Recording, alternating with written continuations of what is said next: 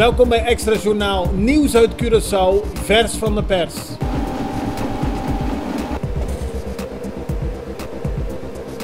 En dit is het nieuws van vandaag.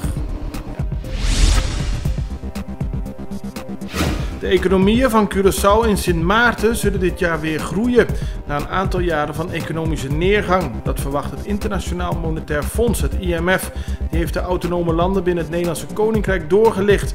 Curaçao heeft al lang last van de economische crisis in Venezuela. Op Sint Maarten hebben herstel en herbouw nog steeds prioriteit. Na de schade van de orkanen Irma en Maria die het land in 2017 troffen. Volgens het IMF moeten beide landen bureaucratie, zwak toezicht en verouderde regelgeving aanpakken.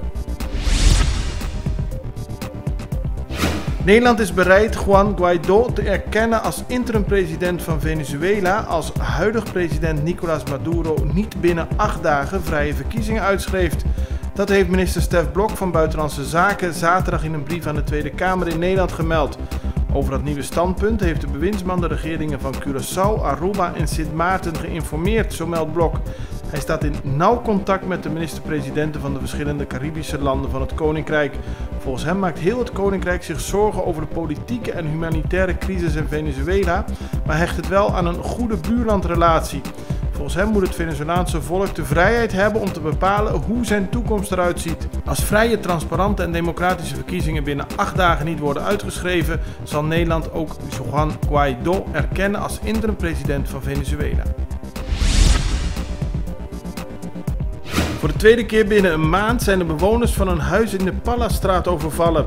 Afgelopen weekend was het weer raak. Onbekenden met bedekte gezichten en stevig bewapend drong het huis binnen van een eigenaar van een dagblad op Curaçao.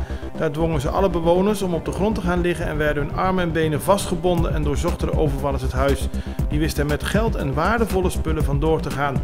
Waarom 2 keer in een maand het huis van deze kranteneigenaar is overvallen, is ook de politie niet duidelijk.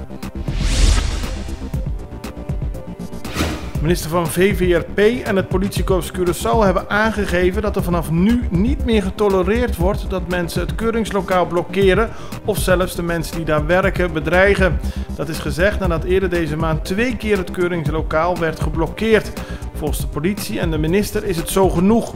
Motorrijders zijn verschillende keren boos geworden omdat ze vinden dat ze achter worden gesteld in de behandeling bij het keuringslokaal. Maar volgens de minister en de politie mag dat niet leiden tot bedreigingen. Mensen zullen worden gearresteerd en vervolgd als ze dat nog gaan doen. Curaçao heeft het heel goed gedaan afgelopen weekend tijdens de Feria Betico Cruz. Verschillende paardrijders kwamen terug met een berg aan medailles. 9 gouden, 3 zilveren en 2 bronzen medailles. In de categorie Passofina heeft Sofia Schotten een gouden medaille weten te halen. Het meisje is op dit moment pas 5 jaar, maar alle Curaçaose deelnemers waren goed op dreef en kwamen trots terug vanuit Aruba. De inschrijving van het Toema Festival 2019 was in ieder geval een groot succes wat betreft de Extra. Die hadden een hele mooie uitzending die ook heel goed werd bekeken. Extra is blij met alle positieve reacties en kijkt uit naar het komende Toema Festival.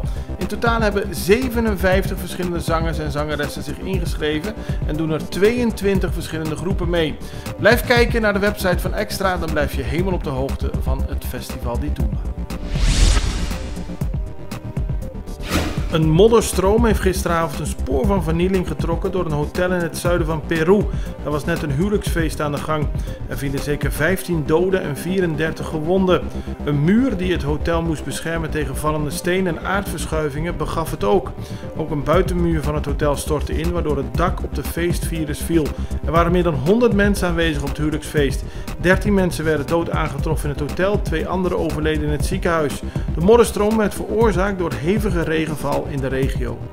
Dit was Extra Journaal met nieuws uit Curaçao in het Nederlands, elke doordeweekse dag. Tot de volgende keer.